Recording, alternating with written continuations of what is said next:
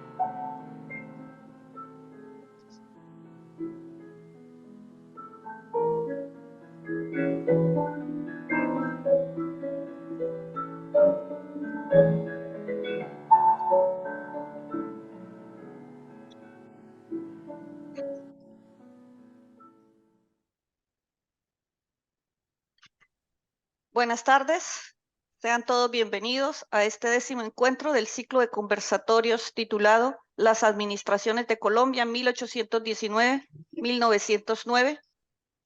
El tema que nos reúne hoy es la administración de Rafael Reyes 1904-1909. Nuestro anfitrión, el profesor Armando Martínez, tendrá como comentaristas invitados a Andrés Botero y a Luis Ervin Prado. Ellos nos harán la presentación de este tema y posteriormente daremos la palabra a los asistentes. Bienvenidos. Muy buenas tardes a todos. Me complace terminar este ciclo de administraciones del Poder Ejecutivo seleccionadas con la primera gran administración del Poder Ejecutivo del siglo XX, la que ejerció entre 1904 y 1909, Rafael Reyes Prieto, que como vimos en las fotografías anteriores, era natural de Santa Rosa de Viterbo, en el estado soberano de Boyacá. Yo no me explico cómo no ha llamado la atención esta figura para una película de aventuras, porque la vida de este personaje es tan rica en aventuras de toda clase que merecería una película. Y además sería muy fácil hacerla porque él, mientras viajaba por Europa en barcos, decidió usar esas largas travesías en barco para escribir sus memorias, desde su más tierna niñez hasta 1885. Es una desgracia que no las hubiera continuado desde el 86 hasta su gobierno, porque de esas memorias que van desde 1850 y hasta 1885, tiene una pluma tan descriptiva que uno puede ver exactamente cómo era el ambiente de un niño nacido en una pequeña población de Colombia. Pero además yo lamento no haber leído con tiempo sus memorias. Lamento no haberlas leído mucho antes, porque si no se las hubiera obligado a leer a mi hijo, porque es un manual de cómo se forma un carácter. En este caso, un carácter masculino.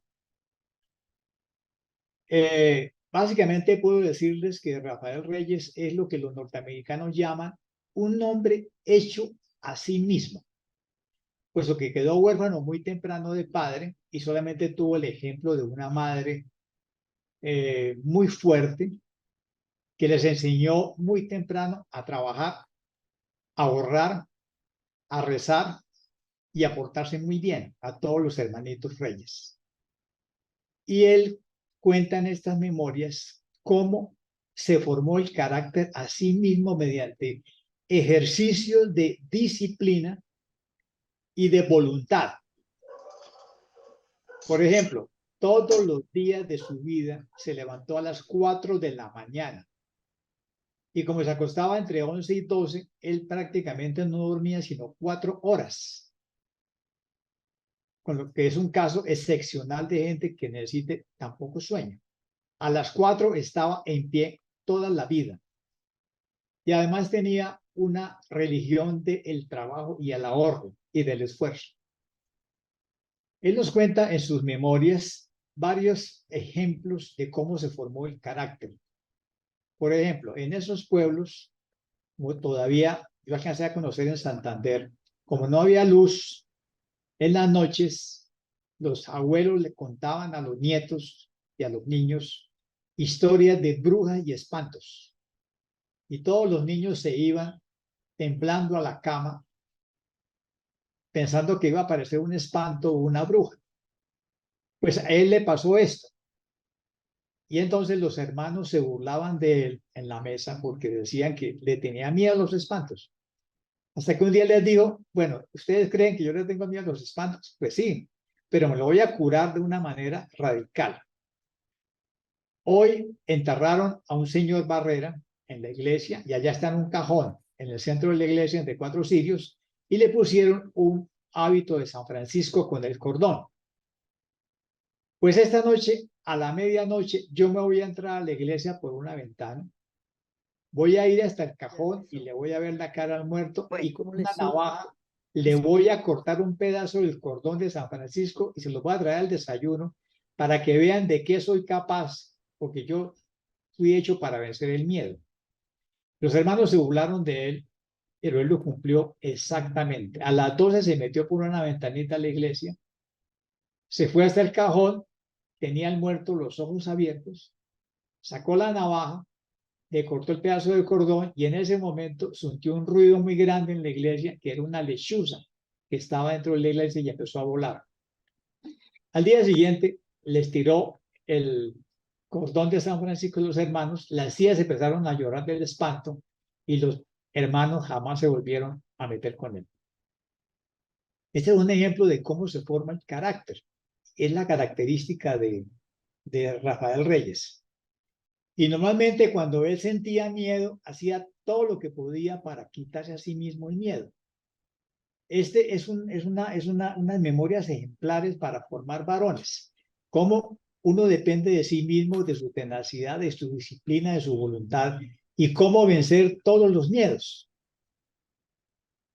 Eso es una cosa maravillosa, esto. En segundo lugar, tenemos una gran virtud y es que uno de sus funcionarios durante su administración fue Baldomero Sanín Cano, un gran escritor. Y 3 años después de que terminó el gobierno, Baldomero Sanín Cano se sentó y publicó una historia de toda la administración entre 1904 y 1909, que recientemente lo publicó la Universidad del Rosario. O sea, él tuvo un cronista de la administración, con lo cual nos dejó un relato muy detallado de todo eso. Muy bien.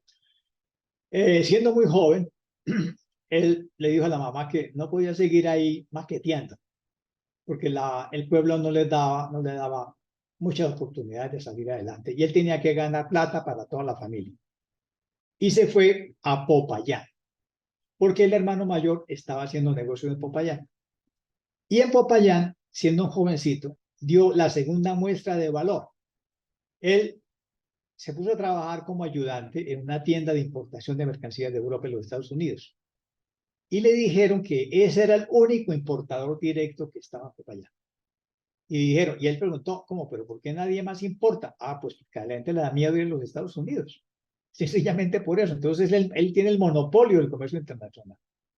Y preguntó, ¿y qué es lo que él exporta a cambio de la mercancía europea y norteamericana? Le contestaron, lo que se da aquí en la parte boscosa de la región Popayán, que son las quinas. Y entonces él dijo, ¿y yo por qué no puedo colectar quinas y exportarlas? Digo, porque ya tienen dueño. Solamente le venden a él las quinas. Dijo, ah, sí. Pues entonces yo voy a ir más lejos de él. Voy a ir al Putumayo y voy a ir a la Amazonía a colectar quinas y yo mismo las voy a vender. Dijeron, no se puede, porque los indios son caníbales y se lo comen. Con que sí, pues me voy para allá. Y se volvió el gran extractor de quinas del Putumayo y la Amazonía y amiguísimo de todos los indios que le colectaban quinas, con lo cual hizo rápidamente una fortuna, porque esas quinas exportadas le daban una fortuna. Y luego empezó en el Amazonas, encontró el caucho. Bueno, el caucho, si ustedes lo saben, es originario de la Amazonía y empezó también a sacar caucho, con lo cual con sus hermanos hizo una fortuna muy rápidamente y cuando tuvo ese dinero le dio a los hermanos, llegó la hora de conocer el mundo. Nos vamos un año para Europa. Y se fue con los hermanos y estuvo un año dándole la vuelta a Europa y aprendiendo inglés. Con lo cual, al regresar a Popayán, se volvió un gran exportador e importador y un hombre de negocios muy joven con sus hermanos Reyes, y conoció las tropelías de la Casa Arana y los abusos de los indios que extraían el caucho.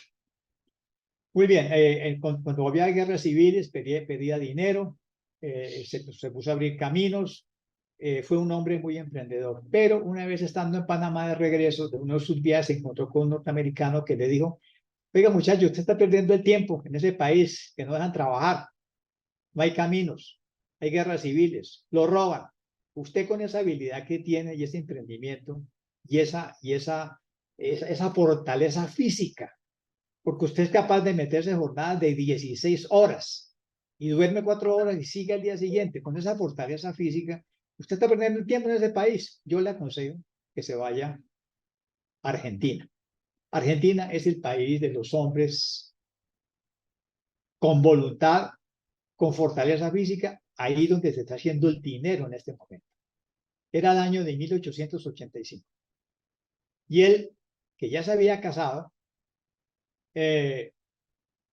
con doña Sofía, una payanesa de buena familia, le dijo: mi hijita, yo me voy a Argentina y cuando consiga dinero, mando por usted y por mis hermanos y por mi mamá. La mamá le dijo: no, mi hijito, yo me quedo en Pasto, y efectivamente se quedó en Pasto, donde murió. Pero para ir a Argentina tenía que tomar un barco en Buenaventura. Y al llegar en 1885 a Cali, de camino para Buenaventura, se encontró con todos los amigos y le dijeron: antes de irse a Argentina, usted tiene que ayudarnos a defender Cali. ¿Cómo así? Estamos en guerra civil y las bandas de cuatreros y de enemigos del gobierno ya entraron a Cali y nos hicieron muchos daños.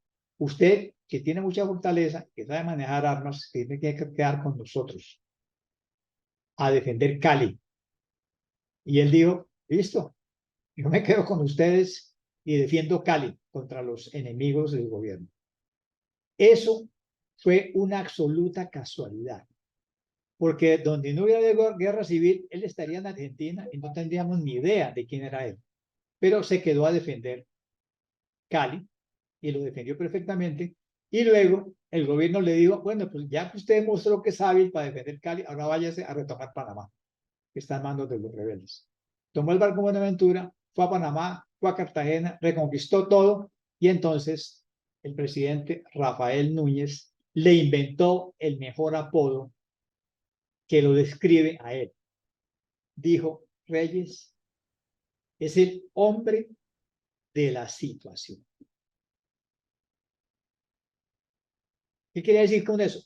Que cuando el Estado tenía un problema grave, como la invasión cuando los norteamericanos se tomaron Panamá para defender el ferrocarril contra los rebeldes panameños, cuando estaba la capital acosada, cuando Cali estaba acosada, cuando había una rebelión, Núñez decía: Reyes es el hombre de la situación. Como diría mi abuela, Dios y hombre.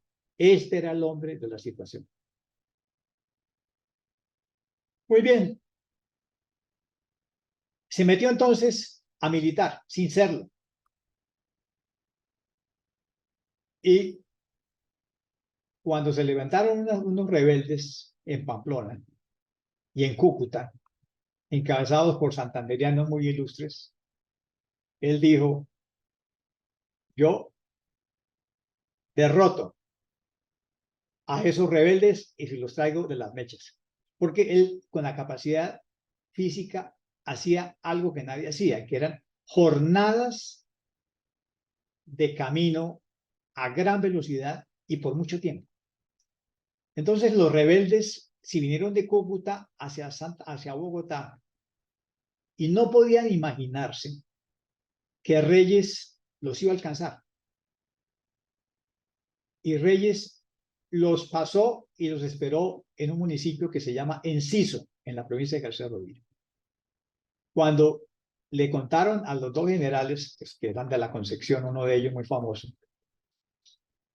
que estaba esperándolo Rafael Reyes y su compinche Ramón González Valencia, no lo podía creer. Pero ¿cómo así? Ellos deben estar todavía en Cúcuta. ¿Cómo que en Cúcuta? Están en Enciso. Bueno, los esperó. Usó por primera vez una ametralladora norteamericana y en un momentico los venció. La batalla de Enciso convirtió a Reyes en un héroe nacional, porque fue capaz de resolver una rebelión en muy corto tiempo a través de sus estrategias de marchas forzadas, ametralladoras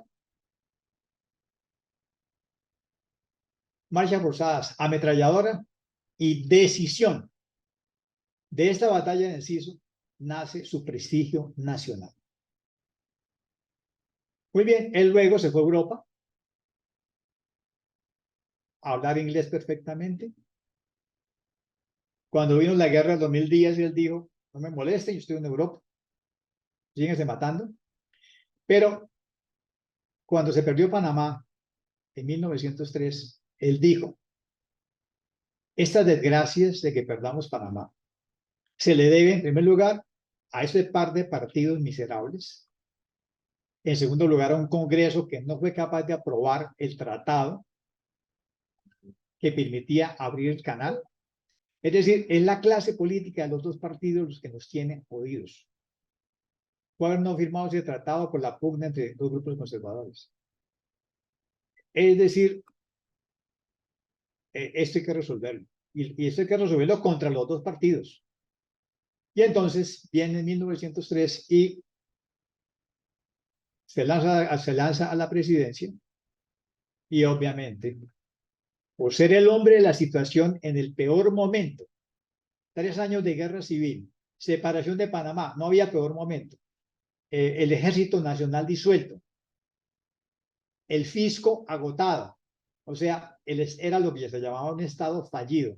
En ese momento, él representó la esperanza de los colombianos y lo eligieron presidente para el periodo 1904-1910, porque la Constitución del 86 había puesto los periodos presidenciales de 6 años.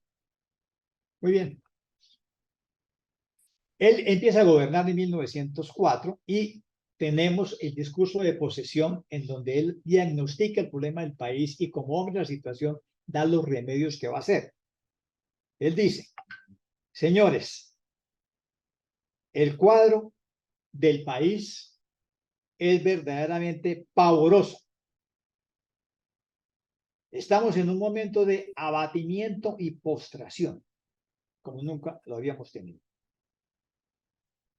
Tenemos una desorganización total de la política, de la administración, de la industria, de todo cuanto constituye la vida nacional. Y somos tan impotentes que no fuimos capaces de hacer nada para recuperar el departamento de Panamá. No tenemos ejército verdadero. Y el que mandaron allá se vendió por $2. Fuera de eso, la última guerra civil, de los 1000 años, de los 1000 días, un desastre que acabó con el ejército y acabó con el fisco público. Todos los campos están en un estado de pobreza y abandono. La crisis fiscal es pavorosa. Así que se acabó el recreo. Voy a gobernar con mano firme estos 6 años. Y mi agenda de gobierno va a tener los siguientes puntos. Primero, voy a dedicar el dinero a vías de comunicación y transportes. Si Colombia se quiere reanimar la economía, dependemos de ferrocarriles y caminos. Y yo lo voy a hacer.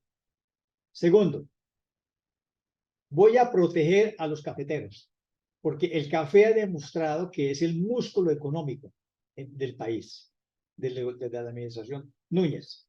Tercero, mi principal empeño es mantener el orden y la paz, no por medio de la violencia o la fuerza, sino por el estricto acatamiento a los mandatos de la ley, por la práctica de la justicia de tolerancia y sobre todo, y aquí viene a decir algo que nadie había dicho, yo no voy a gobernar como un hombre de un partido. Yo voy a gobernar como un patriota y como no soy hombre de partido, porque nunca lo he sido, yo apoyé a Núñez porque era el partido independiente que quiso ser nacional.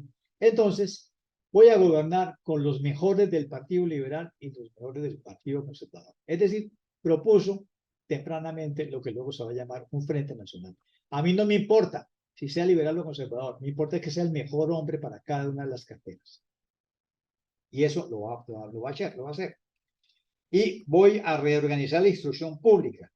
Y quiero que mi gobierno sea un gobierno nacional, porque yo lo voy a reconstruir y voy a ser el jefe de la administración sin partido. A mí no me pregunten si soy conservador o liberal. No soy de ninguno de los dos. Y mi lema se va a llamar mucha administración en poca política. A mí no me hablen de política, hablemos de administración. Ese es su discurso de 1904. Muy bien. Recuerden el eslogan inicial: mucha administración, poca política. Pero luego lanza su eslogan para pasar por encima de los dos partidos, que se llamó Paz y Concordia. Eso era lo que el país estaba pidiendo después de la guerra de los 1000 días. Paz y sobre todo concordia. Por eso el Parque de la Concordia que tenemos en Bucaramanga es parte de esa administración Reyes. Y se hicieron muchos parques de la Concordia en el país. Muy bien. Él pone como en la elección de 1904, el vicepresidente elegido fue el hombre que lo acompañó a él en la batalla de Enciso, que es Ramón González Valencia, quien lo va a suceder cuando él se vaya. Y designa a Diego Euclides de Angulo en funciones presidenciales y a Jorge Holguín. Y pone y trae al gobierno a liberales. Por ejemplo, trajo a Enrique Cortés como canciller, a Carlos, trae a quién más trae, a Eduardo Briceño, trae a Edmundo Cervantes y trae a José María Ruiz de la Concepción, que es el general que él derrotó en Enciso, y de la parentela de Solón Wilches Calderón. José María Ruiz lo pone como ministro de Obras Públicas porque él creó en este país por primera vez el Ministerio de Obras Públicas y se lo entregó primero a Modesto Garcés, segundo a Francisco de Paula Manotas, tercero a José María Ruiz, cuarto a Nemesio Camacho y a Álvaro Uribe. Es decir, porque le va a meter todo el dinero de obras públicas y tuvo los mejores ministros de obras públicas porque fue el primero que tuvo esos ministros. Muy bien. Para hacer eso, ese gran esfuerzo, él presentó a la legislatura de 1905 un proyecto por el cual el Congreso le autorizaría nuevos recaudos fiscales para poder acometer la empresa de obras públicas. Ese proyecto de autorización de gastos significaba que se decretaría un aumento de hasta un 80% en la tarifa de aduanas, se subiría al 6 por mil el impuesto predial, se nacionalizaría la renta de degüello, que hasta entonces eran rentas municipales, se aumentarían las tarifas de comercialización del tabaco y exportación del cuero, se fijaría el precio de la sal nacional de Zipaquirá y la tasación de los derechos de importación de sal extranjera, se organizaría el impuesto de timbre y papel sellado, cuyo producto sería destinado únicamente a amortizar el papel moneda, que estaba devaluado por la guerra, y propuso crear de nuevo un banco nacional, porque el otro, el de Núñez, ya no existía. Él dijo: yo necesito un banco que maneje los ingresos del Estado, con el privilegio exclusivo de emitir billetes. Voy a organizar los lazaretos, no me voy a aguantar más lazaretos por todos los caminos pidiendo limosna. Voy a hacer 3 lazaretos y los voy a encerrar allá. Voy a aumentar los sueldos a los empleados nacionales, voy a organizar el crédito público y voy a modificar voy a modificar la división territorial judicial para que la justicia sea más eficiente y voy a contratar varios ferrocarriles. Los que ya empezaron los voy a acabar. Voy a reorganizar la burocracia, voy a suprimir empleos, voy a fusionar los ministerios del Tesoro y de Hacienda en uno solo, que en adelante sería el Ministerio de Fomento, y voy a pedir autorización para celebrar contratos sin previa licitación y sin posterior aprobación del Congreso. Muy bien.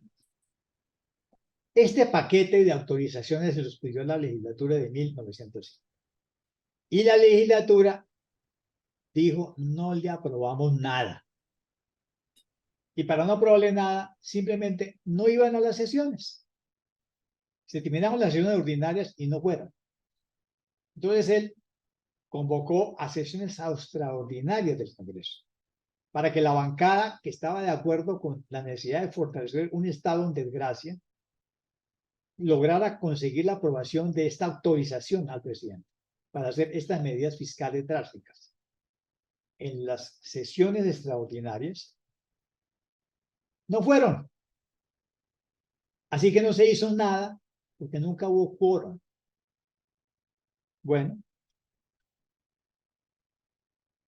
entonces el presidente Reyes dice, bueno, el Congreso no me lo va a aguantar más. En primer lugar, él es responsable de la pérdida de Panamá por no haber aprobado el tratado que había firmado el gobierno nacional. Y como si fuera poco, ahora no van al Congreso para no aprobar la ley de autorización que le dan al Estado los recursos financieros para cometer la reconstrucción del país. Por lo tanto, el Congreso se cierra.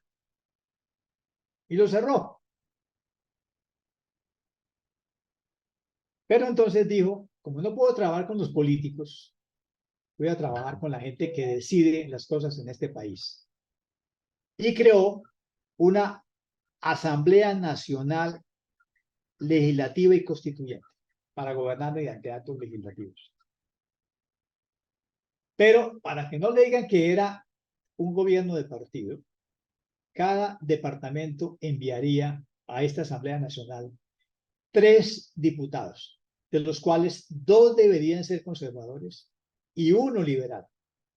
Pero al decir que vendrían a esta Asamblea de entrada 9 diputados liberales, obtuvo automáticamente el apoyo irrestricto del Partido Liberal, empezando por sus dirigentes más importantes, como Rafael Uribe. Entonces, los liberales pusieron 9 y los conservadores 18. Se suponía que la mitad de esos conservadores eran realmente del partido del Partido Nacional, o sea, de los antiguos liberales independientes y conservadores, y el otro de los históricos.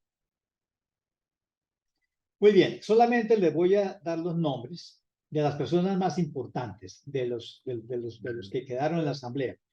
Ramón González Valencia quedó como principal por Cundinamarca. Y vamos a ver quién quedó por Santander. Por el departamento de Santander quedaron Luis Cuervo Márquez, conservador, y Luis Felipe Uribe Toledo.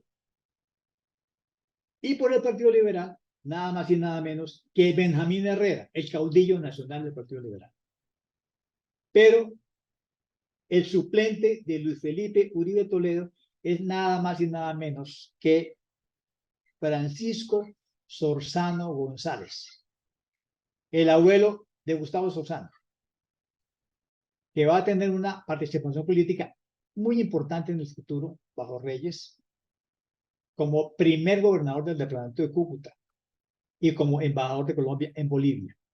Evidentemente es conservador, pero un conservador negociador, porque lo que trató es que los conservadores que llegaron a la asamblea eran todos negociadores. Muy bien.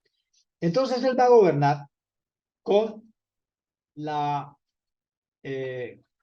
gobernar con una Asamblea Nacional Constituyente mediante actos legislativos que le permitieron hacer lo que él prometió, una reforma política radical. Muy bien, hablemos ahora un poco de la agenda de tareas que efectivamente realizó.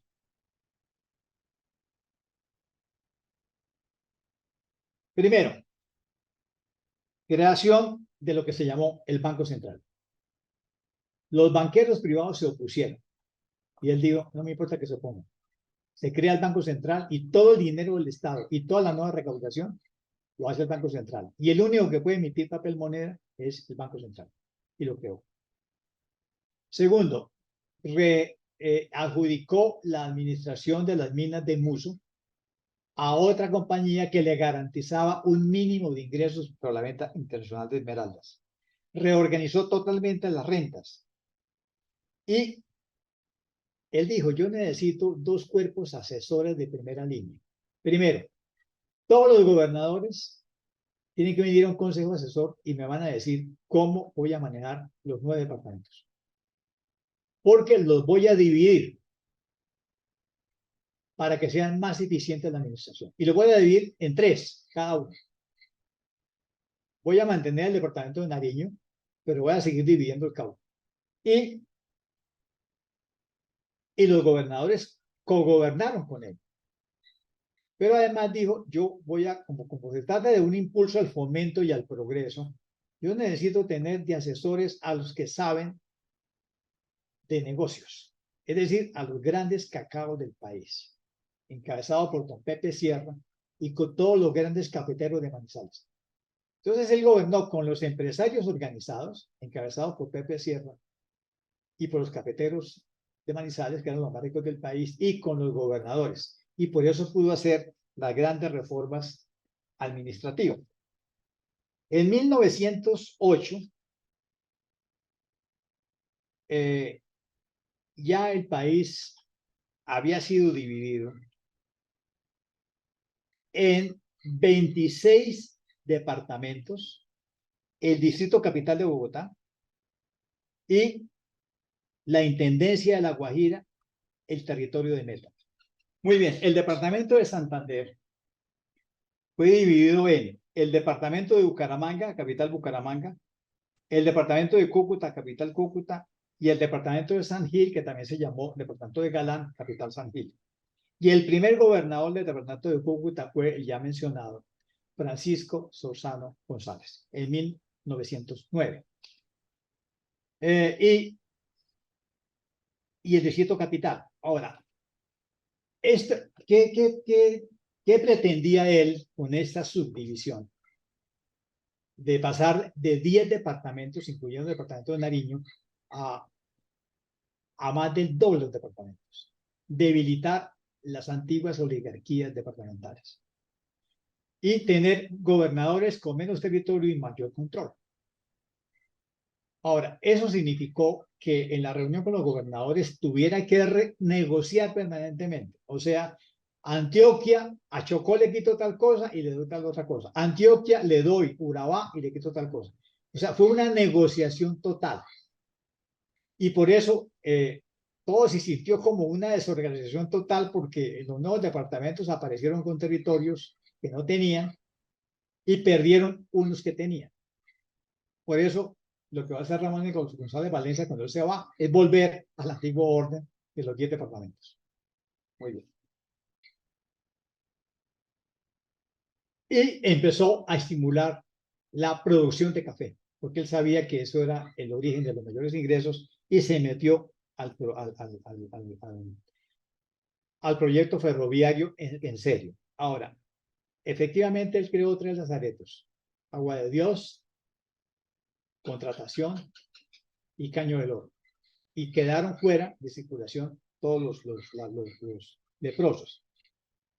Y hizo los tratados con Venezuela, reunió Hacienda Pública y empezó todo el programa. Y él va a tomar una decisión que fue muy importante para el futuro del país, que es la siguiente. El Ejército Nacional se disolvió con la guerra de los 1000 días. Entonces él dijo, es que no es posible que una nación de estas no tenga un ejército nacional. Pero a mí no me interesan los hombres, los conscriptos, me interesa una oficialidad que sea capaz de dirigir ejércitos y que sea un ejército nacional. Apolítica. Entonces llamó a Rafael Uribe y le dijo, usted que es liberal, ayúdenme a crear un ejército nacional. Pregunto, ¿quién sabe de ejércitos en el mundo? Le contestaron, Prusia. Prusia es el modelo de ejército. ¿Podemos traer oficiales prusianos? No, no hablan español. Y nosotros no hablamos alemán. Muy bien. Entonces, ¿de dónde los traemos? Los traemos de Chile. Porque el ejército chileno ha sido formado por el ejército prusiano. Y una oficialidad de alto rango habla en español y podemos traer asesores. Efectivamente, Uribe fue a Santiago de Chile y obtuvo el envío de 2 misiones. La más conocida es la misión chilena que creó la Escuela Militar de Cadetes, que hasta el día de hoy existe al norte de Bogotá. Y empezó a funcionar bajo la conducción y el currículum de los oficiales chilenos y empezó a formar hasta el día de hoy los oficiales que necesitan un ejército nacional.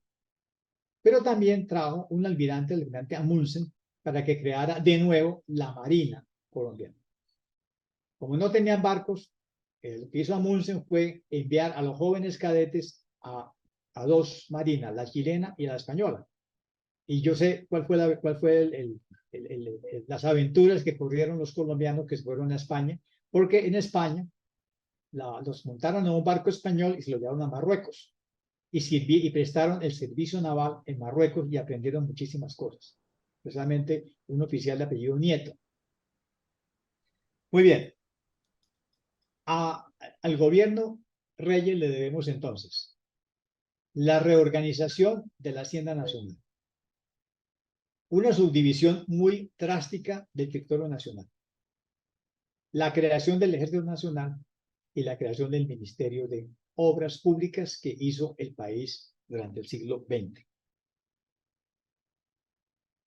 Funcionando con una Asamblea Nacional Constituyente y Legislativa mediante actos legislativos y con el Congreso cerrado. Eso obviamente en Colombia significa que no lo van a bajar de dictador, porque un ejecutivo que gobierne sin el control político de un Congreso, obviamente, se digo dictador.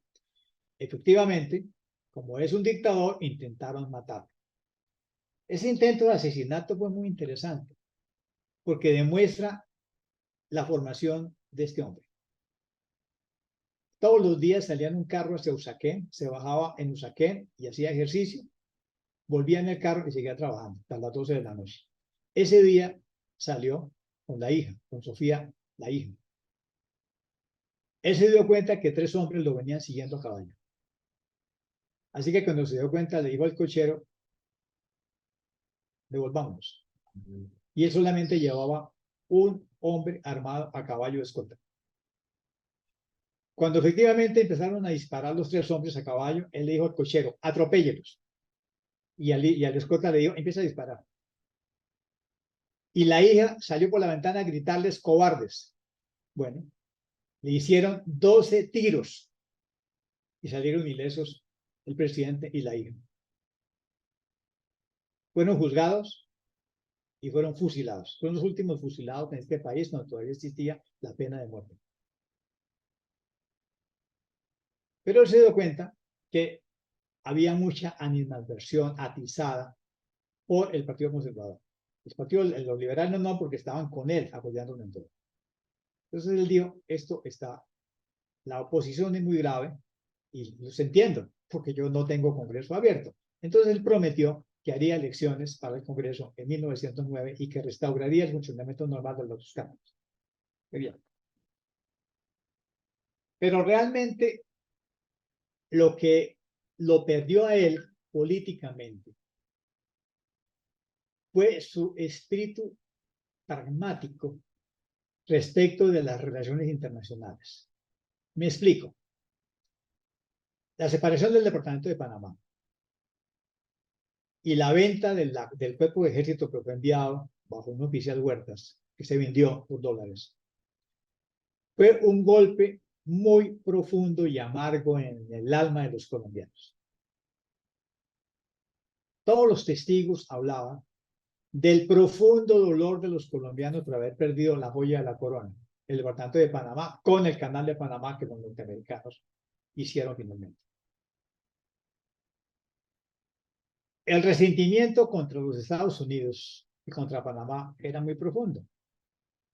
Y esos resentimientos nacionales hay que esperar que pasen décadas hasta que la siguiente generación no lo sienta tan duro en el alma.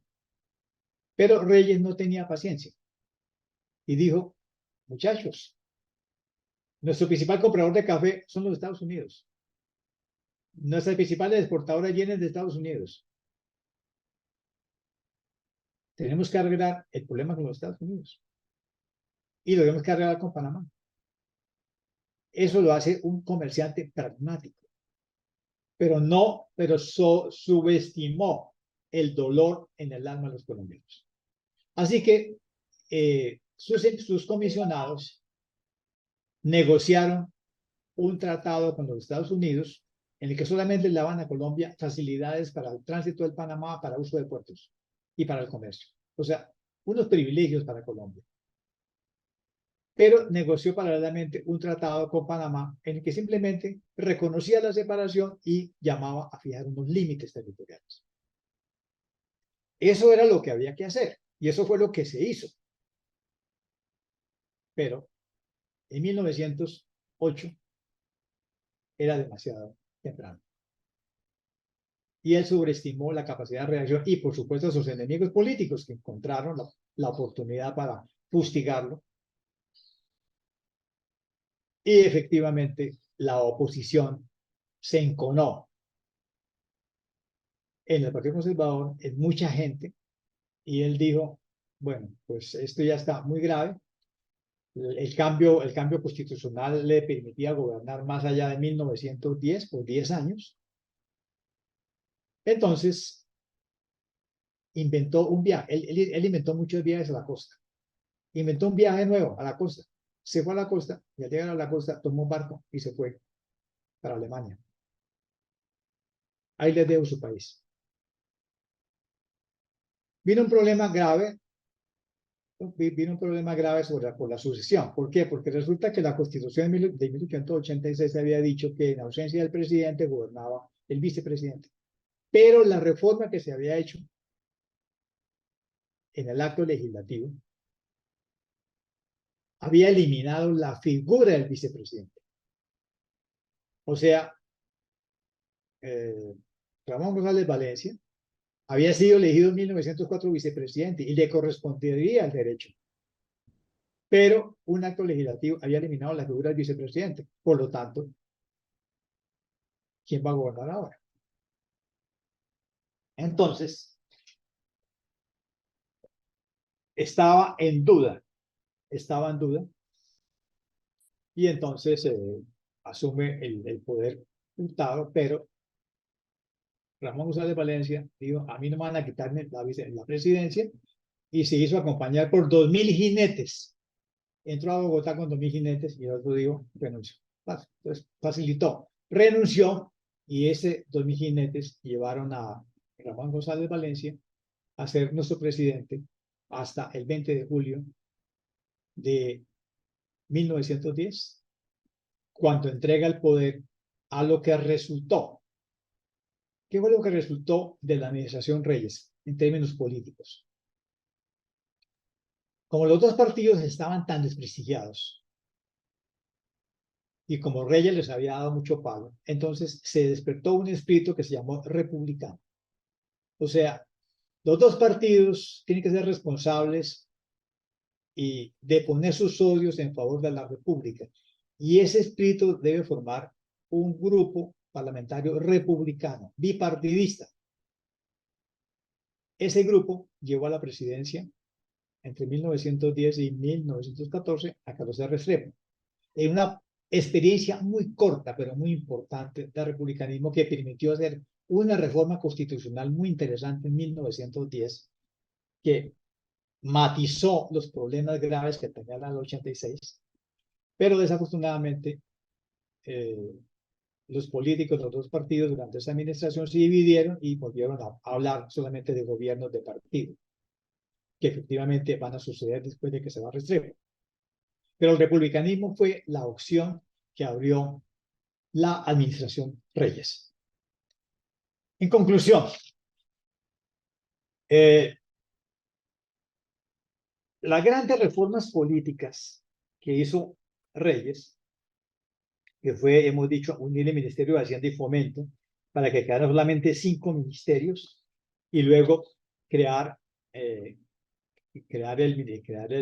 Ministerio de Obras Públicas, con lo cual él gobernó con 6 ministerios que en el orden de presidencia fueron Gobierno, Relaciones Exteriores, Hacienda y Tesoro, Guerra, Instrucción Pública y Obras Públicas. Y clasificó el despacho de los asuntos de los 6 ministerios en 17 departamentos. Estos 17 departamentos que crean los ministerios le permitió tener una administración más eficiente, más aceitada. Los departamentos fueron en Gobierno, Política Interior, Correos y Telégrafos y Justicia. En Relaciones Exteriores fueron el departamento de uno solo. En Hacienda y Tesoro, todos los departamentos de Hacienda, Tesoro, Deuda Nacional, Pensiones, Negocios Generales, Recaudación, Pagos y Contabilidad. El departamento de Guerra solamente tuvo un departamento.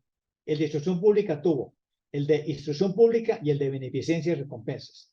y el de Obras Públicas tuvo el de Obras Públicas y el de Fomento. Es decir, creó una mucha mejor administración y tuvo los recursos necesarios para hacer un buen gobierno que cambió la fisonomía y restauró la confianza del país y levantó el Estado de las ruinas en la cual estaba en 1903 con la separación de Panamá y con la guerra civil. Obviamente, un presidente que gobierna sin Congreso llevará a la posteridad el baldón de dictador, pero él decidió no enfrentar ese problema, no propiciar una nueva guerra civil y se fue. Y Baldomero Sanín Cano de inmediato hizo una relación muy detallada del gobierno. Es un libro que afortunadamente el Rosario lo publicó, donde este hombre imparcial, este hombre de letras, nos dio en mucho detalle este gobierno. La administración Reyes, unida a la administración de Calderón Restrepo, que es la republicana, hizo que el país empezara el nuevo siglo sin guerras civiles. La última guerra civil fue la de 2010. En adelante no habrá guerra civil porque los partidos aprendieron que es más importante el espíritu republicano que la guerra entre partidos. Pero eso costó la separación del Departamento de Panamá, pero también costó la formación del ejército nacional profesionalizado por unos oficiales que hasta el día de hoy estamos formando en la Escuela Militar de Cadetes. Claro, no fue tan fácil. No fue tan fácil porque hubo enfrentamientos luego entre los gobiernos, los oficiales chilenos, hubo contradicciones sobre el currículum, se acusó a los oficiales chilenos de intervenir en política, los oficiales seguían siendo conservadores. O sea, aquí nada es fácil, pero se hizo la tarea. Y esa es la imagen que yo quería mostrarles de una administración admirable que ha tenido poca historiografía, que tuvo mala prensa, pero que levantó al país al comenzar el siglo XXI. Muy bien. Y le doy la palabra a los compañeros que quiero ver si han llegado para que hagan los comentarios. No sé si Andrés vino. Sí, aquí estoy. Bueno, Andrés, te oímos a ti primero como gran jurista. Bueno, claramente, profesor Armando dio la perspectiva muy positiva del gobierno de Rafael Reyes. Y señaló algo clarísimo, pues este es un gobierno que ha tenido una mala prensa, pero la pregunta que teníamos que hacernos es ¿por qué recibió esta mala prensa? Tampoco podríamos decir que recibió una muy mala prensa porque fue muy buen gobierno, no, es que también hubo ahí cosas muy difíciles, que solo quiero enumerar una, por ejemplo, la aplicación de la pena de muerte a los que intentaron asesinarlo y que pusieron en riesgo, y la gran furia, tengo entendido, de Rafael Reyes, no fue tanto que pusieran en riesgo su vida, sino en riesgo la vida de su hija. La aplicación de la pena de muerte, que era inconstitucional para la época y era ilegal. Eso es un acto que merece juicios, no solo jurídicos, sino morales. Aplicó la pena de muerte a sus enemigos. El segundo tuvo que ver, y esta es la reflexión al que yo quisiera propiciar, es que efectivamente el gobierno de Rafael Reyes fue un gobierno muy profesional, dejó muchas cosas muy buenas para el país, empezó muy bien, pero como suele suceder en estos gobiernos, va terminando mal.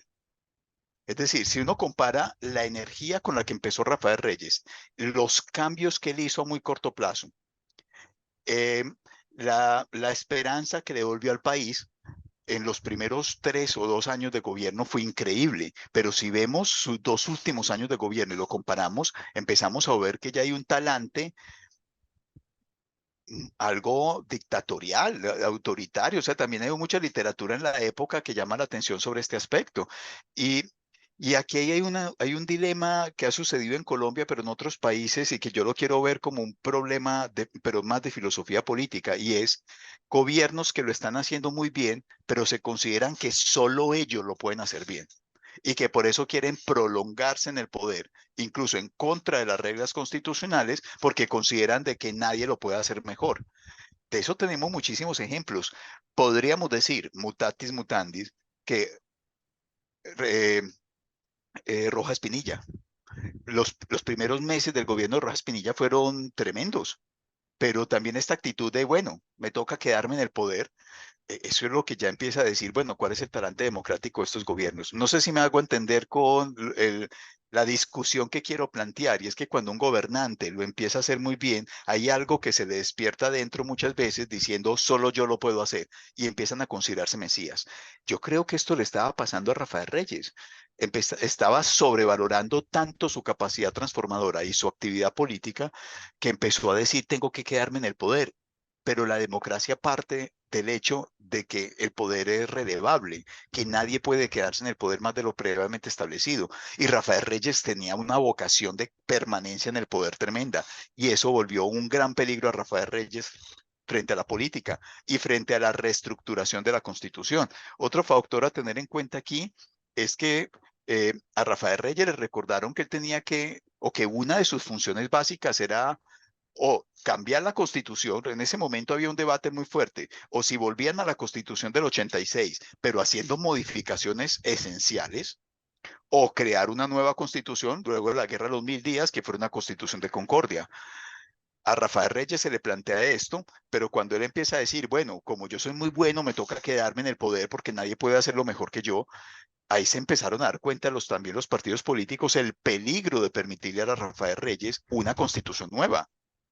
Cuando alguien se considera esencial en la política, que eso es peligroso en la democracia, y se le da la posibilidad de una constitución nueva, esto es un gran peligro.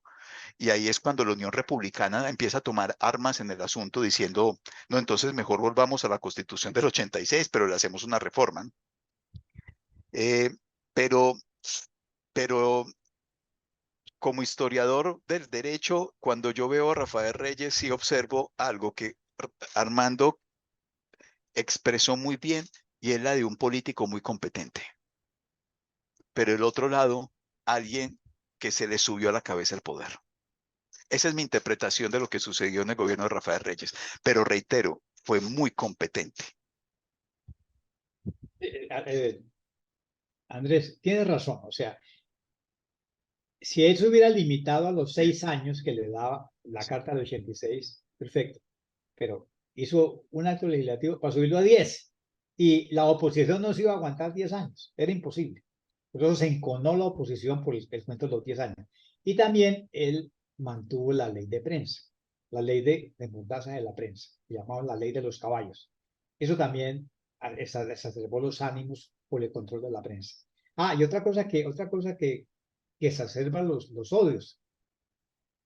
Es decir, político del Congreso que se le rebele termina exilado en Orocué. O sea, él inventó el destierro para los congresistas que se lo pusieron. Lo manda por Orocué. Así era la cosa con él. Eso, por supuesto, era muy difícil de aceptar. ¿Luis Elvin ha venido? Creo que trató de Sí, entrar. señor, él está, él está. Sí, Elvin, lo oímos.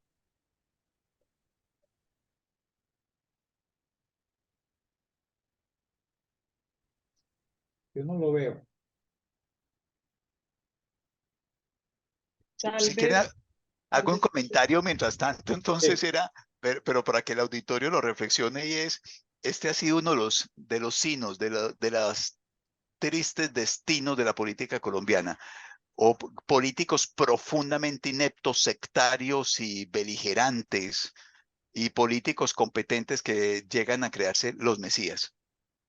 Incluso yo sé que es muy problemático crear solo dos grupos, obviamente había muchas zonas grises, pero uno podría ver que ese ha sido uno de los destinos políticos del siglo XX y parte del XXI también, que lo inauguramos con Rafael Reyes y después lo vamos a ver con Rojas Pinilla, que sus primeros meses de gobierno fueron increíbles, y gobiernos más contemporáneos que incluso llegaron a hablar de un tercer periodo presidencial, que también tenían un signo de, de este asunto de Rafael Reyes. Pero que esto es un gran problema de filosofía política, y por eso es que John Locke hablaba de que aunque un político sea muy bueno, tiene que tener límites en cuanto al ejercicio del poder. Esta idea de que el liberalismo político incluso dice, lo innegociable es el límite al poder, todo lo demás se puede negociar. Quería llamar la atención de esto, que es como una tragedia, es una gran tragedia política. Creo que No Luis sé, Elvin no llegó, así que podemos decirle a nuestra coordinadora que empiecen las preguntas y respuestas. Bueno, muchas gracias a nuestro anfitrión y a su contertulio. A partir de este momento, quienes deseen hacer algún comentario, por favor, levanten sus micrófonos y se les dará la palabra. Silvano, ¿tienes la palabra? Sí, buenas tardes, muchas gracias. Saludo especial para todos, tanto por Armando. Pues mire, Rafael Reyes, pues la visión biográfica que pone Armando, pues poderosa, y en ese sentido hay mucho que hacer, y es posible que ofreciendo un buen texto a alguien se le mida a la película, como tú lo sugieres. Pero miremos la administración. Yo tengo tres cosas que me gustaría mucho, Armando, discutiéramos, y lo primero es la posible valoración de él como dictador, en los términos en que asumió el poder. Cerrar el Congreso es pues es un indicador muy fuerte. Segundo, nombrar una asamblea pues a dedo, pues no hay elecciones para la asamblea, pide unas representaciones territoriales, pero no hay un proceso electoral para esas asambleas. Entonces es una asamblea, pues es válida, es espuria, o sea, es una condición. Ahora, esa asamblea no es constituyente, es legislativa solamente, ¿no? Bueno, después el ordenamiento territorial, que es el segundo punto. El ordenamiento territorial, que es, por cierto, pues complicadísimo para el país porque crea 34 departamentos. Esos departamentos tienen vida jurídica eh, esos años nada más.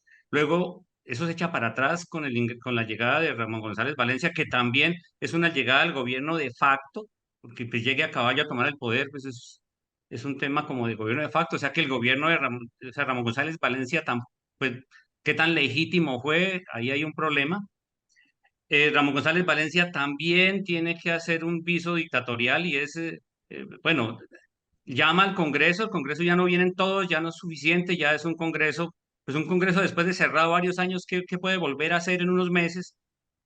Él mismo convoca a dedo otra asamblea legislativa para ordenar, no, para rehacer lo que se vino, lo que él mismo echó para atrás, volver al ordenamiento territorial de 1904. Eso generó muchos problemas porque la gente que ya tenía gobernadores, pues los palacios de gobierno otra vez vacíos, es decir, una crisis. Nosotros estudiamos el ejemplo de Norte de Santander, pues, el departamento de Cúcuta es un desastre, pero finalmente hubo una gente que logró un juego en la capital para que se creara el departamento Norte de Santander. El obispo de Pamplona se llevó a Pamplona para Cúcuta, sumaron y así se crea Norte de Santander, que hoy por hoy a la gente no le gusta, pero es un departamento sumamente mal creado. El departamento Norte de Santander es un verdadero adefesio político, un verdadero adefesio territorial, que hoy está insoluto. Tenemos un barrio de Norte de Santander, un barrio de San Alberto que pertenece a Norte de Santander, hágame el favor, eso lo más desvinculado a Cúcuta 200 veces. Y otros territorios insolutos, como en Ocaña, ya que un barrio de Ocaña es Río de Oro, que pertenece al Cesar, a 8 horas de Valledupar. Bueno, entonces, con Ramón González Valencia y eso. Y la tercera parte, que también da para una discusión, Armando, es el tema de corrupción. La mala prensa no tuvo que ver solo con autoritarismo, sino con corrupción, porque finalmente la salida de él se lleva un dinero, ¿qué pasó ahí? Sí, Sale cierto. por, pues, sí, esos elementos, pues que la mala prensa también tiene su razón. Vea, que todo autoritario, todo gobernante autoritario le echa la culpa a la prensa de cosas. O sea, la bronca con la prensa es un detalle antidemocrático por excelencia.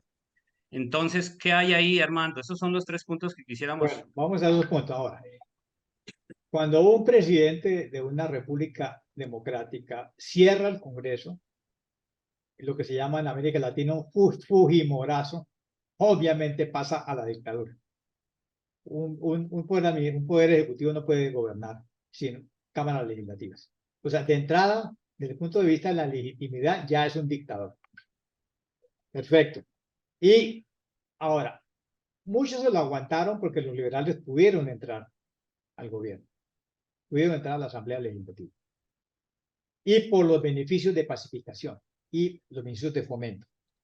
Ahora, el ordenamiento territorial sí fue fuente de muchos problemas, porque al hacer esta redistribución, creó conflictos entre los antiguos departamentos. O sea, Antioquia agarró Urabá y entró en problemas con Chocó. Y todo el mundo entró en problemas. Todavía tenemos problemas de límites entre departamentos que no se han podido arreglar por ese problema. Entonces, efectivamente, desde el punto de vista de la legitimidad, sí es una dictadura. Y por eso el republicanismo fue la reacción al gobierno Reyes. Es decir, volver a las formas de la república. Y luego, bajo el republicanismo, vendrá el gran beneficio de la reforma constitucional de 1810. Ahora, la legitimidad de González Valencia obviamente es muy problemática, porque no puede ejercer el poder un vicepresidente cuyo cargo ya no existe, porque lo ha eliminado un acto legislativo. Y lo hace solamente por una demostración de fuerza frente a persona que él dejó como designado. Y él, pues para darle una forma, un aspecto de legalidad, colaboró renunciando, pero González Valencia entró mal. Y de hecho, lo que nos dejó el legado es un problema, la separación del norte de Santander el 20 de julio de 1910. Él es el responsable de eso. Y hasta el día de hoy nos dejó ese legado. Ahora, obviamente que cuando ya está rumbeando el dinero, obviamente la corrupción se desata. Y los chismes que yo tengo en mi vida es que cuando un presidente se va del país, primero pasa por las bóvedas del Banco de la República. Y nadie contó la plata que sacaron de las bóvedas. Y eso hay muchas historias. Hay muchas historias que han pasado en eso.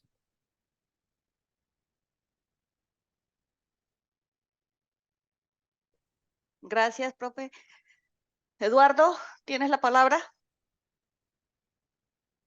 Buenas noches, Armando, a todos los contertulios y a todos los que se encuentran en la sala. Bueno, yo iba a complementar algo y unas preguntas para que decía a Armando o al contertulio. Es lo siguiente. Bueno, Rafael Reyes fue el promotor que introdujo los cambios del país del siglo XIX al siglo XX. Introdujo el automóvil, las vías públicas, si no estoy mal, las redes eléctricas, y creo que los primeros intentos de acueducto, si no estoy mal. También se crearon en esa época empresas como Colombiana de Tejidos, que pasó a ser Coltejer, y luego la fábrica de cemento Samper. Es decir, era un presidente progresista quien sabía de los cambios del siglo XX.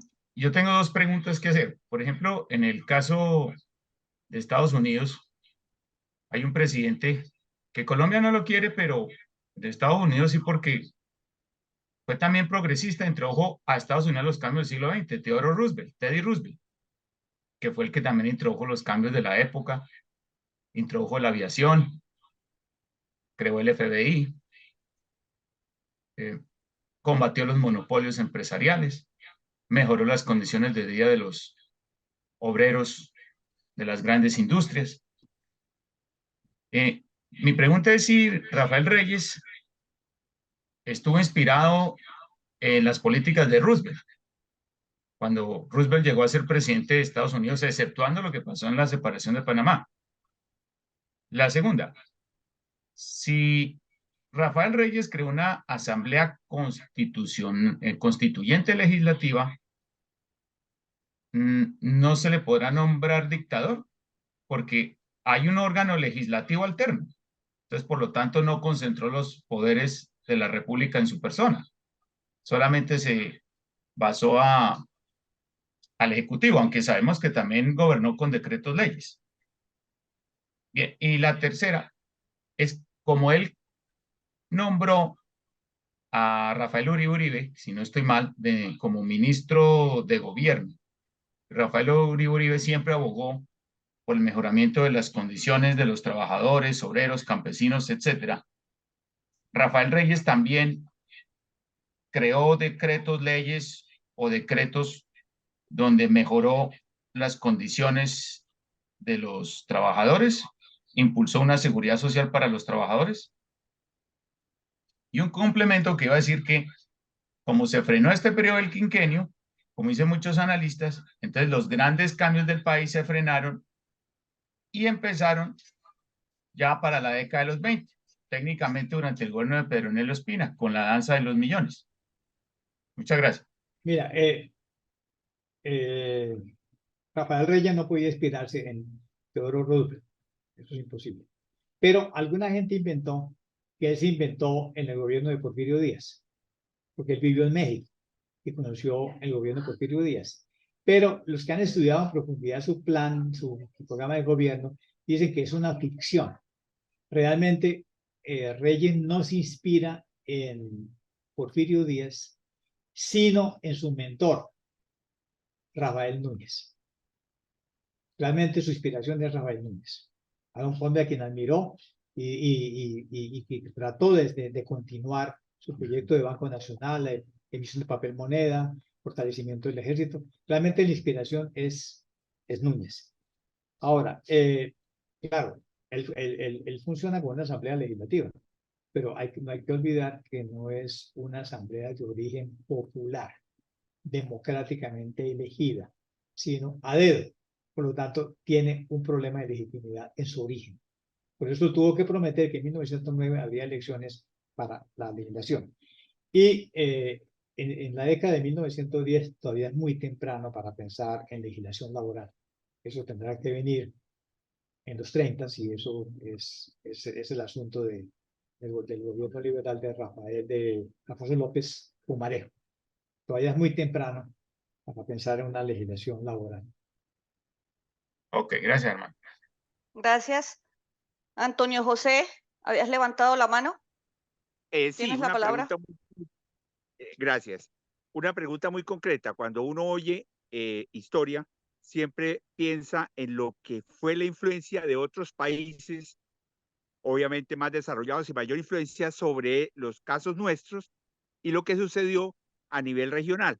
Me puse a mirar en internet esta tarde y veo que en ese periodo se dio la independencia de Panamá, se dio la independencia de Cuba, se dio la separación de Suecia y Noruega, se dio la guerra entre Japón y el Imperio de los Ares, que dice que como cosa rara la ganó el Imperio japonés y que Japón se volvió una potencia mundial en ese momento, que apareció pues la tendencia científica mundial, digamos, apareció la masificación del automóvil, que eran unos aparatos sofisticadísimos que se hacían unidades, y luego apareció Henry Ford y lo popularizó, aparecieron los hermanos Wright y otro inventador del avión, y aparece Einstein con su teoría de la relatividad. La pregunta mía es, lo que estaba sucediendo en el mundo, ¿qué tanta influencia tiene para lo que nos pasa en Colombia?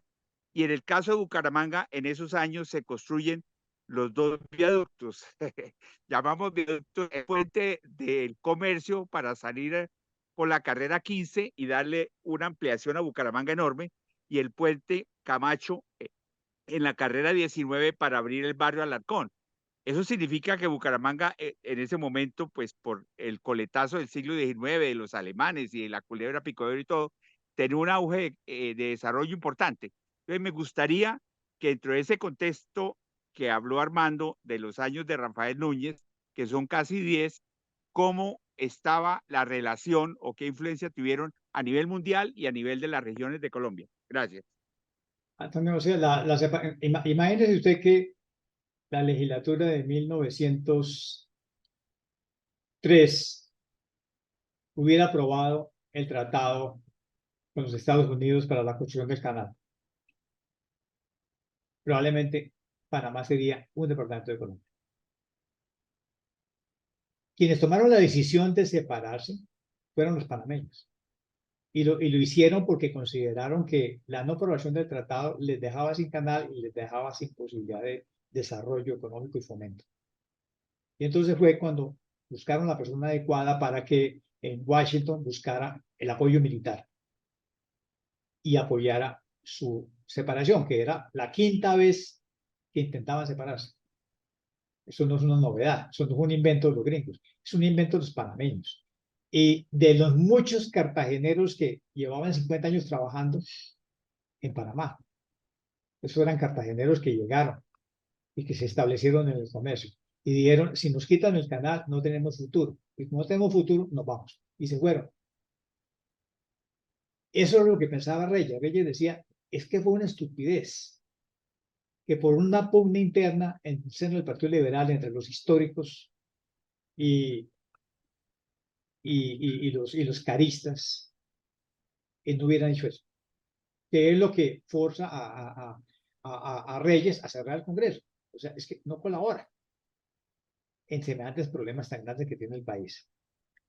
Ahora, lo que sucede en el crecimiento de Bucaramanga es que Bucaramanga también es una zona cafetera, como Manizales, y hay gran desarrollo comercial gracias al café, que va a ser muy afectado por la guerra de los 1010, pero que luego retorna otra vez su posibilidad de crecimiento económico.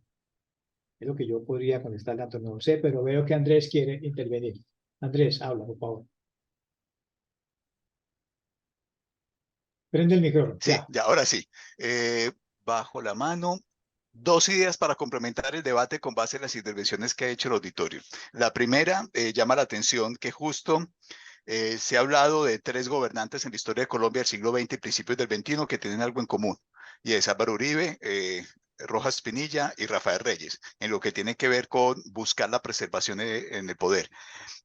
Pero los 3 que la oposición siempre le llamó problemas de corrupción, no solo actitudes dictatoriales, que en el caso, reitero, de Rafael Reyes fueron muy evidentes, como lo ha dicho Armando. No vuelvo a hacer énfasis en que él ordenó el asesinato sin norma que lo permitiera, pues, pero la pena de muerte, sin norma que lo permitiera, de los que intentaron asesinarlo a él. Eso es una cosa, además de lo que ya ha dicho Armando, el cierre del Congreso, cómo él trató a la oposición, etcétera. Pero la corrupción de su familia. Eso es un tema que podría darse incluso lugar a una nueva ciclo de conferencia, la historia de la corrupción en Colombia. Estos tres líderes tuvieron grandes historias tejidas desde la oposición sobre la corrupción, casi siempre en su familia y casi siempre en sus hijos. Me llama mucho eso la atención. Y el segundo, seguramente Armando, no sé si conoces, este es un texto que recién salió de Sandra Borda, de la Universidad de los Andes, diciendo que la pérdida de Panamá tuvo un efecto en Colombia y que también incluso auspiciado por Rafael Reyes, de ensimismamiento político.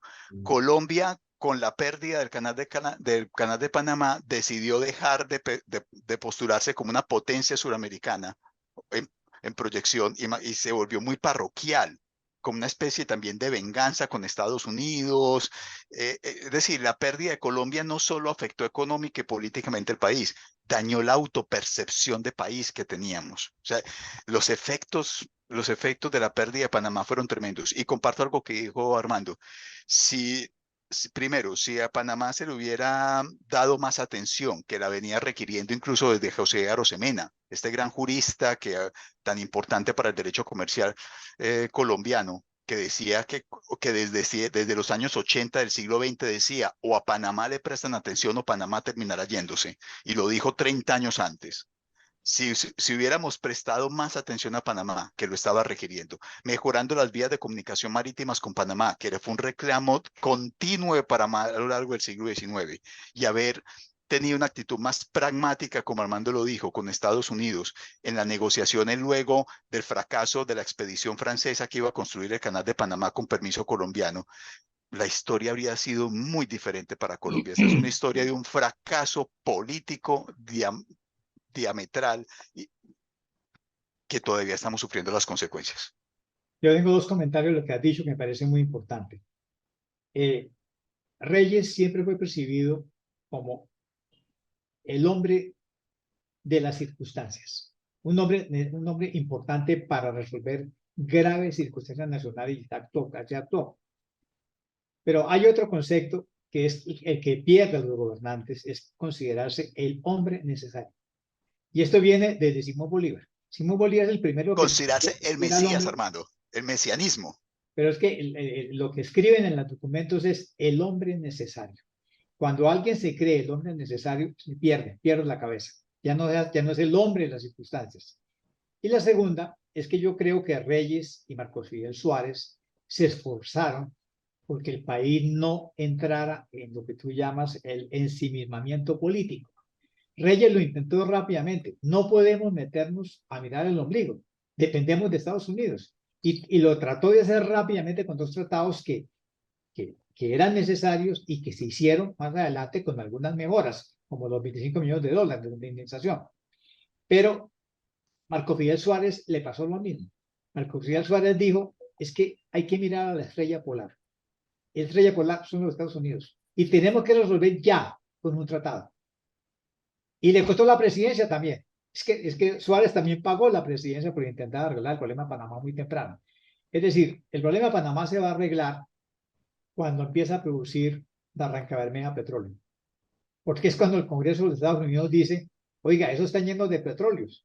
Hay que arreglar el problema ya y hay que darle 25 millones de dólares para que no molesten más. Pero es el petróleo de Barrancabermeja lo que forzó a la legislatura norteamericana a buscar un arreglo rápido, fuera como sea. Y con los 25 millones de dólares se calmó la conciencia herida nacional. Franz. Gracias, Armando, gracias.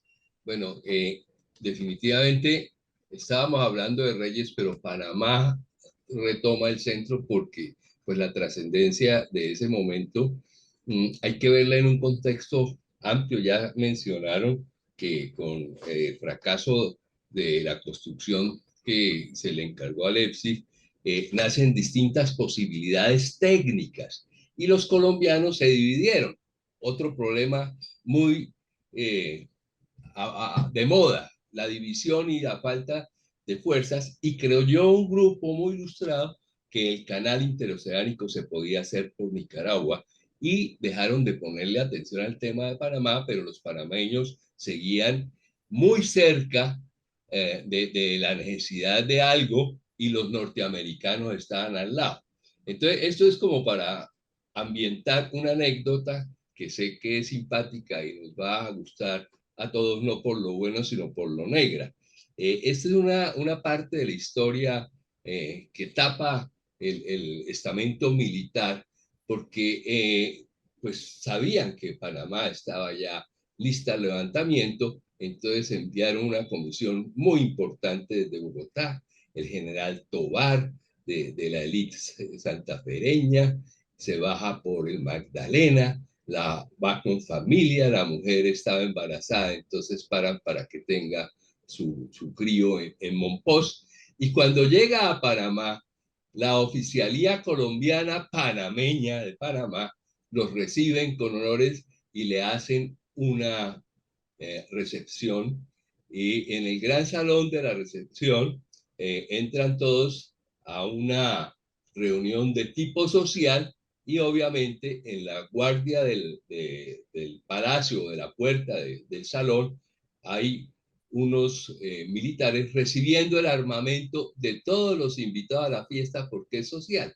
Una vez está ahí el general Tovar con todos los propios que venían en la gran comisión, los panameños le dicen, bueno, aquí estamos en otra situación y cambia totalmente el panorama. Esa anécdota la tiene muy bien registrada el ejército colombiano y no sé si valga la pena que algún día Armando nos hable de eso porque pues es lastimoso. Pero claro, ese fue el estallido de un gran problema que se funda en elementos anteriores, como ya lo han dicho, y el impacto, pues sí, todos los tenemos, y la tristeza de la pérdida de Panamá la tenemos. Pero una pregunta sobre otro tema que se habló desde el comienzo y fue precisamente la división político-administrativa que en alguna forma Ramón González Valencia en el tema de Cúcuta la resuelve con la creación del Departamento de Norte de Santander. Entonces, si bien se redujeron los 30 y pico a 16 departamentos, el nuestro sí quedó dividido. Entonces, la pregunta es, ¿cuáles serían los elementos que motivaron a mantener esa división? Así nuestro apreciado Silvano todavía se queje de lo mal que está distribuido el departamento, pero en ese momento había unos argumentos, que esa es la pregunta mía, ¿cuáles serían los argumentos teóricos para así mantener esa división y no volver al Santander creado en el 57? Pero yo no creo que sean elementos teóricos, sino elementos políticos. O sea, es que nosotros siempre hemos subestimado a San José de Cúcuta. Yo creo que en este momento tiene más población que Bucaramanga solita. San José de Cúcuta fue muy importante en el siglo XIX. recibió mucho más inmigración extranjera que Bucaramanga, pero no ha tenido pocos historiadores que le cuenten una historia profunda. Entonces yo creo que ya, pues yo creo que fueron los cucuteños los que le dijeron a su paisano, oiga, sepáranos definitivamente de Santander. Y se llevaron 3 provincias. Y lo que quedó, se siguió llamando hasta el día de hoy Santander, aunque algunos piensan que se llama Santander del Sur. Pero Silvano quiere dar su opinión como parte de los separados. Bueno, el proyecto de Norte de Santander eh, definitivamente es de la capital, o sea, la idea original no correspondió ni a santanderianos ni a actuales o posteriores norte santanderianos. Fue un proyecto de la capital, es ese movimiento de Reyes, indudablemente, el ordenamiento territorial de Reyes. Ahora, cuando sale Reyes y entra Ramón González Valencia, ahí hay una coyuntura que tiene trascendencia histórica en el sentido en que los cucuteños ya tienen 2 años de ser gobierno y ellos no van a, ellos van a luchar de nuevo el departamento, porque le dijeron, no, todo se vuelve para atrás, todo a Bucaramanga de nuevo. Entonces yo, no, Bucaramanga no volvemos. Entonces ellos se empecinan y no vuelven. Pero aquí está Emilio Ferrero y ellos, él es muy amigo de Ramón González, él va como delegado del gobernador Cote, que fue el último gobernador del departamento de Cúcuta después de Sorzano. Y allá en Bogotá hablan directamente con Ramón González, paisanos ambos. Dice, bueno, entonces usted que viene como delegado de esa región del extinto Cúcuta, hágase cargo de la asamblea y lo pone de presidente de la asamblea. Y entonces Sorzano como presidente de la asamblea, con la anuencia del mismo Ramón González, y les ayuda a Benjamín Herrera, pues arman el corotico, bueno. Pero la puntada histórica para que el departamento se consolide la da es el obispo Blanco, que era obispo en el Socorro, y prácticamente traiciona a los santanderianos porque estando en Pamplona, él se baja a Cúcuta y le dice, no, yo para Bucaramanga no vuelvo. Entonces, armemos el cuento aquí en Norte de Santander, armemos a Cúcuta y llamémoslo Norte de Santander. Es decir, el coroto lo arregla el obispo Blanco. Se lleva a Pamplona para allá. Recuerden que el departamento de Cúcuta no tiene Pamplona. El departamento de Cúcuta, Pamplona estaba con Soto, era otra cosa. Entonces, ahí es donde aparecen los liderazgos ahí sí regionales. Ahí está un gobernador o el señor Hunda, que hace un informe extraordinario sustentando en la asamblea las ventajas, las potencialidades, como dice Armando. Él muestra que es San José. El señor Hunda, que era como el provincial que existió reemplazando al gobernador, él dice, él da un informe espectacular. Ese informe es muy bueno, creo que habría que publicarlo porque ese informe hace un balance minucioso de cómo son los dos territorios y cómo San José, que es la salida a Maracaibo, que tiene un valor histórico en que se reconstruyó después de un terremoto. Él habla del comercio, él habla de la ventaja de ser frontera. Bueno, el ferrocarril está en construcción, él muestra esas capacidades. Y allá en la asamblea, pues el otro la sustenta, Benjamín Herrera sustenta, y en par patadas, en solo 3 debates se creó el departamento. Le devuelven a Cúcuta el gobierno departamental, le integran Pamplona, le quitan la parte sur del Cesar, que la tenía antes, que era la provincia de Monpós, y así se consolida Norte de Santander. El problema es lo complicado del territorio, porque fue un trazo como a lápiz ahí muy burdo y entonces, como dice Armando, eso generó problemas territoriales insolutos, irresolutos aún, pero ahí siguieron. Después hubo algo muy simpático que para Santander es muy chévere y es lo siguiente, como no tienen que esperar un año para armar la asamblea, no hay asamblea departamental todavía, entonces ¿con qué van a gobernar? Entonces resuelven, tan pronto se organiza la asamblea en el año 14, en el año 11, perdón, que el departamento entra en funciones en el 11 en realidad. Entonces dice, bueno, aquí lo único es, hagamos una ordenanza nosotros donde digamos que todas las ordenanzas de Santander son válidas acá, y lo que hacen es actualizar toda la legislatura de Santander para que sea válida en el nuevo departamento, mientras que poco a poco van generando la suya. Bueno, aquí, más que anécdotas, hay un concepto geopolítico y muy poderoso que se ejerció. Pero aquí finalmente termino con una pregunta para Armando, porque es que la relación de Reyes con la iglesia. Ya usted nos dejó en la reunión anterior una postura muy clara de cómo se comportó Núñez con la iglesia y qué pasó con la llegada de las órdenes religiosas para ese cargo de la educación y demás. Pero aquí para Norte de Santander y con Reyes hay una anécdota muy especial que da como sentido, o es un indicador de qué pasaba ahí. Y es el padre Raimundo Ordóñez en el proceso de ampliación de la frontera agrícola en torno al café. Raimundo Ordóñez era amigo personal de Reyes. De hecho, él se ufanaba de cargar en su cinto un revólver que le regaló personalmente el general en la Casa de Gobierno. Esa vocación por la ampliación de la frontera agrícola, que la entendió también Raimundo Ordóñez y que acogió mucho apoyo en el gobierno de Reyes, lo venía haciendo desde el siglo XIX. ¿Qué otro aspecto, Armando, puede vérsele al gobierno de Reyes con relación es decir, con respecto a su relación con la iglesia y la educación, Armando? Pues la extraordinaria madre que tuvo Rafael Reyes en Santa Rosa de Viterbo le enseñó dos cosas de por vida: el ahorro diario de lo que se gana y rezar el rosario. Reyes es profundamente religioso y tuvo una muy buena relación con los jerarcas eclesiásticos.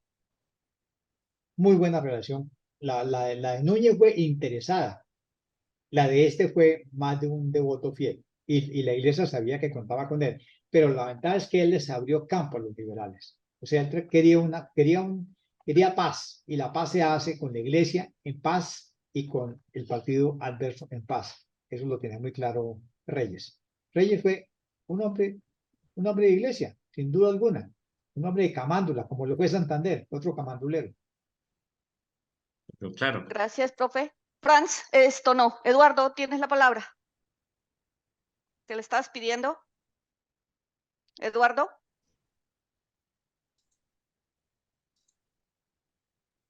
Sí, listo.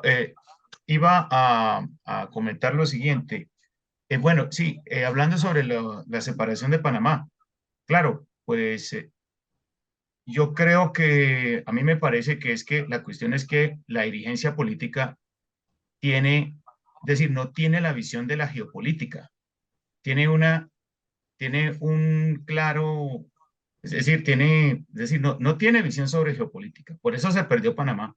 Tal vez el único que tenía esa visión de la geopolítica del país era Núñez, que en la Asamblea Constituyente del 62 dijo que Panamá debía ser la capital del Estado. De pronto otro gallo cantaría, como decimos popularmente los colombianos. Y hoy en día persiste esa ignorancia de la dirigencia política por la geopolítica. Y yo pienso que es indispensable hoy en día, dentro de aquellos que quieren hacer carrera pública, hacer un curso obligatorio de geopolítica. Porque, ¿saben? Otros países tienen más proyección geopolítica, como el caso de Brasil o el caso de la misma Venezuela, que el mismo Estado colombiano. Desde Hugo Chávez Frías, los venezolanos, el gobierno de Venezuela ha querido buscar una salida al Pacífico y eso no lo entendió la dirigencia política del país. Eso es lo que iba a decir. Tenemos una órbita geoestacionaria importante para la era espacial, porque estamos en el siglo XXI y ya empieza la era espacial. Y aquí el país todavía no ha pensado en hacer un proyecto de mediano y largo plazo, crear una agencia espacial. Ya es hora porque estamos en el siglo XXI. Ya otros países ya tienen una visión geopolítica de lo espacial, pero aquí no lo hay. Aquí sí, aquí carecemos de eso. Entonces yo pienso que aquí hay una ignorancia en la dirigencia política por la geopolítica y que hay que hacer un cambio pedagógico en eso. Bien. Listo, gracias, Eduardo. Vamos a dejar ahí. Franz, ¿tenías algo más que decir? Pero yo creo que la hora nos da la oportunidad para dar un fraternal abrazo a todos los que hoy están presentes y extensivos a los que han estado por estas reuniones que han sido de gran ilustración para todos, muy amable, a Elena, a Armando, a quienes ha invitado como contertulios, y bueno, y la dicha de ver a muchos por pantalla que son caras muy conocidas y muy amables. Gracias, gracias. Saludos. Gracias, Yo también Franz. quería Elena. nuevamente, como les dije al principio, agradecerles a todos por este apoyo incondicional.